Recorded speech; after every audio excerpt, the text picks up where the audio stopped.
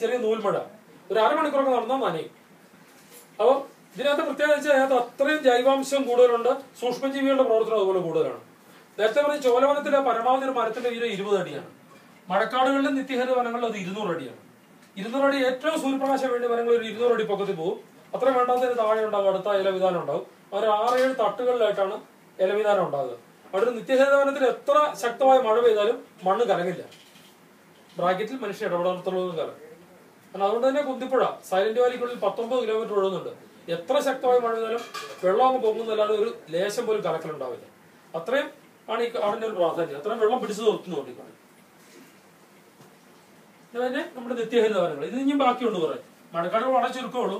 Silent വാലിയുടെ ഒരു ഭാഗത്ത് കുറച്ചുണ്ട്, തേക്കടിയിൽ പെരിയാർ ടൈഗർ റിസർവിനകത്ത് കുറച്ചുണ്ട്. ബാക്കി മുഴുവൻ നമ്മൾ കണ്ട് തീർത്തു കഴിഞ്ഞു. പിന്നീട് നമുക്ക് കൂടുതലുള്ള നിത്യഹരിത വനങ്ങളാണ്. അത് ഇനിയും ബാക്കിയുണ്ട്. അതിനകത്ത് മരങ്ങളുടെ ഉയരം ഒന്ന് കാണാൻ വേണ്ടി നോക്കാം.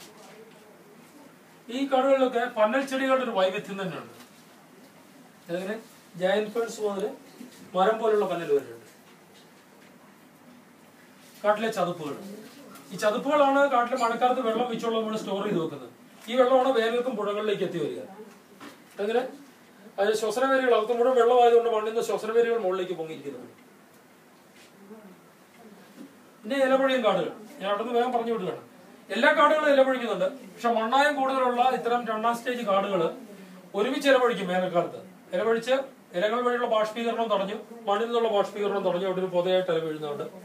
ഈ കാടുകൾ മണ്ണായം കൂടുതലുള്ള ഏറ്റവും കട്ടിയുള്ള മരങ്ങളുള്ളത് ഇലപൊഴിയും കാടുകളിലാണ്. ഇതിനുള്ള മുൾക്കാടുകളാണ്. ഇത് കൂടുതലും മഴ നിഴൽ പ്രദേശങ്ങളിലെ വരുന്നുള്ളൂ. കേരളത്തിൽ ഇതില്ല. പക്ഷെ നമ്മള് 60-കൾക്ക് ശേഷം വെട്ടി വെളുപ്പിച്ച, സ്വാതന്ത്ര്യത്തിന് ശേഷം ഒരു പ്രദേശം മുഴുവൻ വെട്ടി വെളുപ്പിച്ച് മരുഭൂമിയാക്കിയാണ് അട്ടപ്പാടി. അട്ടപ്പാടിയില് ഇന്ന് തിരിച്ചു വനവൽക്കരണം നടത്താൻ ശ്രമിക്കുമ്പോൾ ഈ മുൾക്കാടേ വരുന്നുള്ളൂ, നിത്യഹരിതവനം വരുന്നില്ല. ഇനി ഒരു കാടുണ്ട്, കാവുകൾ എന്ന പേരിലാണ് അറിയപ്പെട്ടത്. നമ്മുടെ നാട്ടിലുള്ള ഒരു കാട്. ഇത് പ്രാചീന നമ്മുടെ കേരളത്തിലാവുന്നതിന് മുമ്പ് തന്നെയുള്ള കാലത്തെ ഒരു സംസ്കാരത്തിന്റെ ഭാഗമായിരുന്നു. ഒരു ഗ്രാമം എന്ന് പറഞ്ഞാൽ ഒരു കാവ്, കാവിന് താഴെ ഒരു കുളം, അതിന് താഴെ മനുഷ്യവാസം, കൃഷിയെല്ലാം വരും. ഈ കാവിലെ വൻമരങ്ങളിലുള്ള മൂങ്ങയും മറ്റു പക്ഷികളും ഇറങ്ങി കീടങ്ങളെ മുഴുവൻ തീർത്തിരുന്നു. ഇതിനകത്തുള്ള പാമ്പുകൾ ഇറങ്ങി എലികളെയൊക്കെ പിടിച്ചിരുന്നു.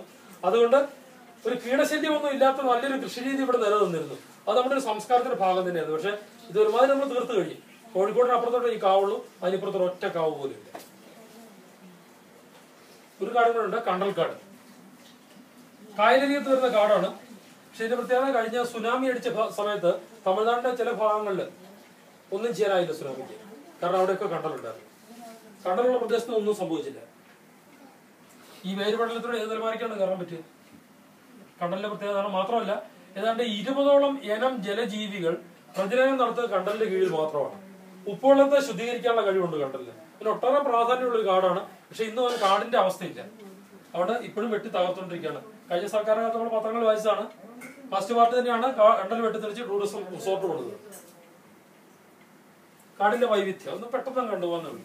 ഒരു കാടിന്റെ കരുത്ത് എന്ന് പറയുന്നത് അതിന്റെ വൈവിധ്യം എത്ര കൂടുതലുണ്ടെന്നുള്ളതാണ്. അപ്പൊ പശ്ചിമഘട്ടത്തിലെ കാടുകളുടെ പ്രത്യേകത അതാണ്. ഏറ്റവും വൈവിധ്യം കൂടുതൽ, ലോകത്തിലെ തന്നെ ഏറ്റവും വൈവിധ്യം കൂടുതലുള്ള കാടുകളിലൊന്നാണ്. കാരണം ആമസോൺ കാടുകൾ കഴിഞ്ഞാൽ പിന്നെ വരുന്നത് നമ്മുടെ പശ്ചിമഘട്ട വനനിരകളാണ്.